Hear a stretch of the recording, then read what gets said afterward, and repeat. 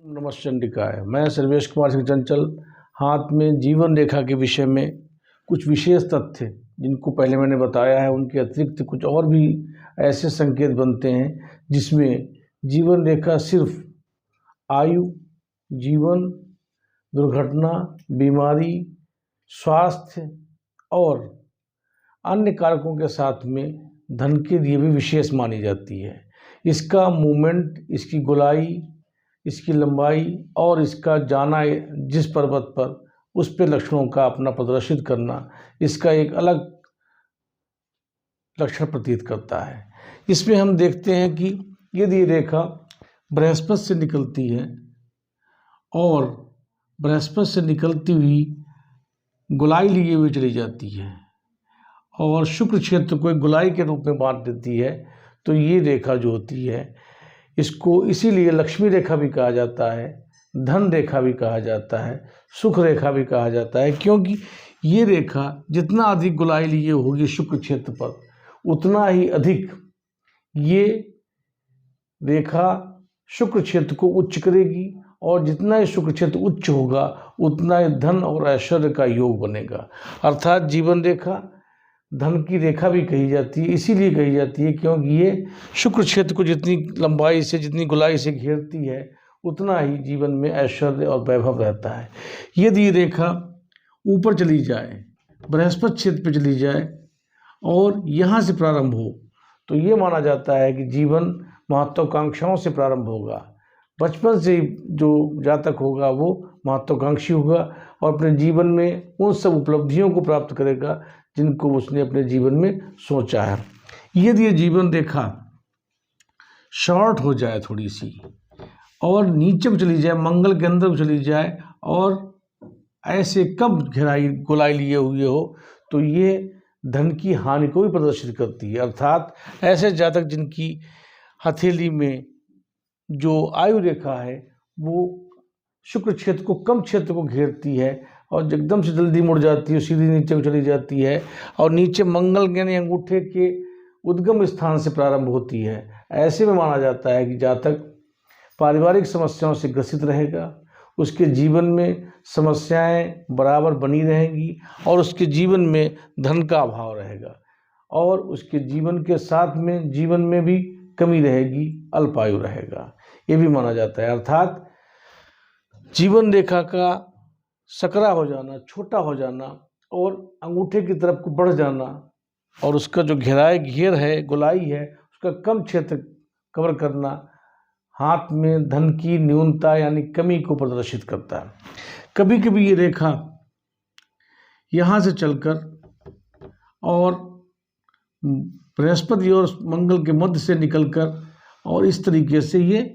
अच्छी गोलाई लिए हुए केतु पर पहुँच जाती है। ये भी लक्षण अच्छा माना जाता है। जब रेखा केतु पर पहुंचती है तो ऐसे लोगों के अंदर आध्यात्मिक विचारधारा बहुत अधिक होती है। ऐसे लोग धर्म के प्रति रुचि रखते हैं और धर्म पर विश्वास रखते हैं। वो अपने जीवन में उन सब चीज़ों को मानते हैं जो उनके जीवन में आध्यात्म से जुड़ी हुई वस्तुओं को, अध्यात्म से जुड़ी हुई सिद्धांतों को वो अपने जीवन में उतारते हैं और आस्थावान होते हैं और आस्तिक होते हैं। अर्थात केतु क्षेत्र पर या मणिबंध क्षेत्र पर आयु रेखा का समाप्त होना ये एक अच्छा लक्षण माना जाता है और इसके नीचे समाप्त होने पर ऐसे लोग अध्यात्म के प्रति उनका झुकाव अधिक होता है। अब देखा जाता है कि इस रेखा का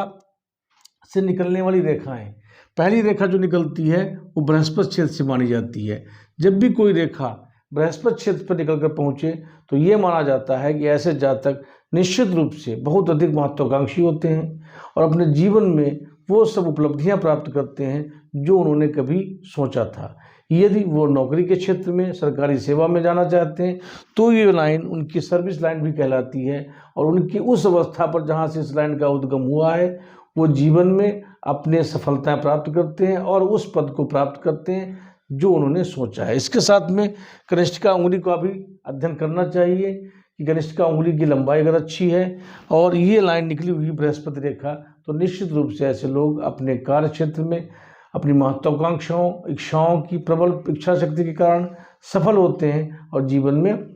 वो सब पद और कार्य क्षेत्र को अपने बढ़ावा देते हैं जिसके बारे में उन्होंने सोचा था। अगर यहीं से कोई लाइन, जीवन रेखा से एक लाइन अगर निकलती हुई शनि क्षेत्र पर पहुंच जाए, ये भी बहुत शुभ लाइन मानी जाती है। शनि क्षेत्र पर पहुंचना, इसको भाग्य रेखा कहते हैं। जो लाइन किसी स्थान से निकलकर, किसी पर्वत से निकलकर शनि क्षेत्र के मध्य बिंदु पर पहुंचे, उसको भाग्य रेखा या प्रारब्ध रेखा कहते हैं। प्रारब्ध माने होता है कि जो हमारे भाग्य में या जो हमको मिलना है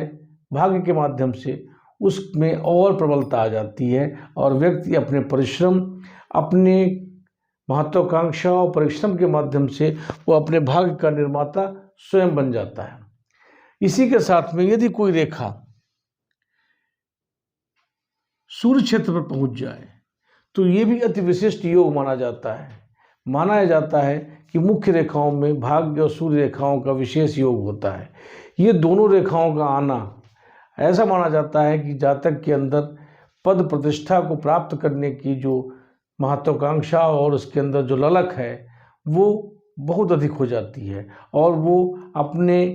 कर्मठता, अपने परिश्रम से अपने जीवन में विशेष तरीके से उसमें लगन के माध्यम से अपने उस क्षेत्र पर, अपने स्थान पर पहुंचता है और पद प्रतिष्ठा को प्राप्त करता है। साथ ही साथ कुछ लाइनें कभी कभी इससे निकलती हुई बुध पर्वत पर भी चली जाती हैं। यदि कोई रेखा बुध पर्वत पहुंचती है तो ये माना जाता है कि ऐसे जातक व्यापार के क्षेत्र में विशेष लाभ प्राप्त करते हैं और उस अवस्था प्राप्त करते हैं जिस अवस्था से इस लाइन का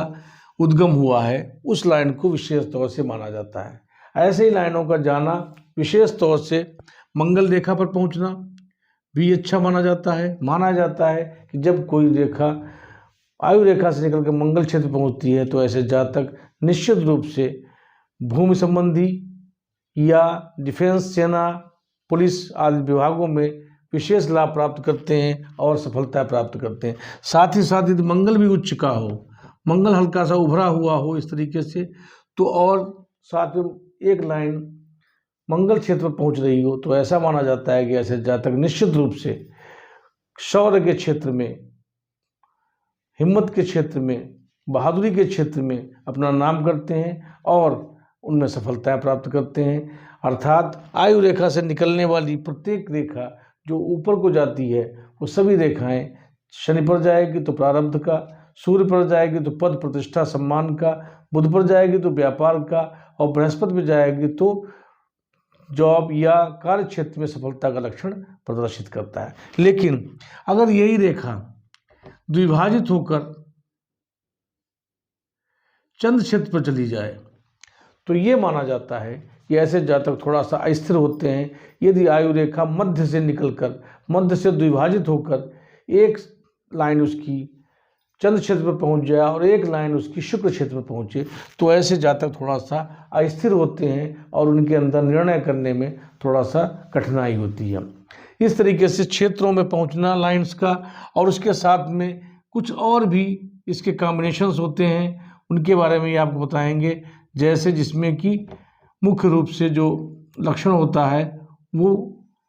मस्तिष्क रेखा के साथ देखा जाता है। यदि मस्तिष्क रेखा जीवन रेखा के साथ में फासला लिए हुए चल रही है इस तरीके से, ऐसे ही मस्तिष्क रेखा देखी गई है कि कुछ मस्तिष्क रेखाएं जीवन रेखा से कुछ दूरी लिए हुए बृहस्पति क्षेत्र से निकलती हुई दिखाई पड़ती हैं।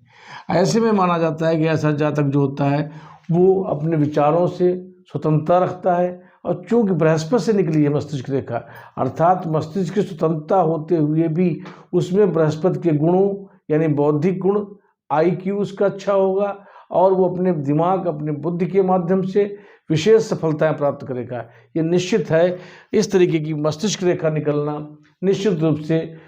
जो हमने हाथों में देखा है, बहुत से हाथों में देखा है, ऐसे लोग जिस क्षेत्र में भी हैं, अगर वो सरकारी सेवा में है तो प्रशासनिक पदों पर होते हैं, गजटेड ऑफिसर्स होते हैं, और अगर वो व्यवसाय के क्षेत्र में है तो उनके अंडर में वर्कर्स बहुत होंगे, उनका जो व्यवसाय होगा काफ़ी विस्तृत होगा। इस तरीके का लक्षण देखा जाता है। अगर यही रेखा थोड़ी सी डिस्टेंस ज़्यादा ले ले और इस तरीके से बढ़ जाए तो ये माना जाता है कि ऐसे जातकों का विचार स्वतंत्रतापूर्ण हो जाता है और वो अपने विचारों में अधिक स्वतंत्रता लाने लगते हैं और सक्षमता का रूप धारण कर लेती है। इसका इधर को टर्न होना, और अगर ये आयु रेखा से जुड़ जाती है तो ऐसे लोग अपने निर्णय, अपने मार्गदर्शन, अपना विवेक के माध्यम से हर एक फैसला करते हैं जिसमें त्रुटियों की संभावनाएं कम रहती हैं, सफलताएं अधिक रहती हैं। अर्थात जीवन रेखा से निकलने वाली प्रत्येक रेखा जो ऊपर को जाती हुई प्रतीत होती है, वो अपने लक्ष्य पर पहुंचकर उस पर्वत के गुणों को और विस्तृत कर देती है और सफलता को बढ़ा देती है। अर्थात जीवन रेखा का मुख्य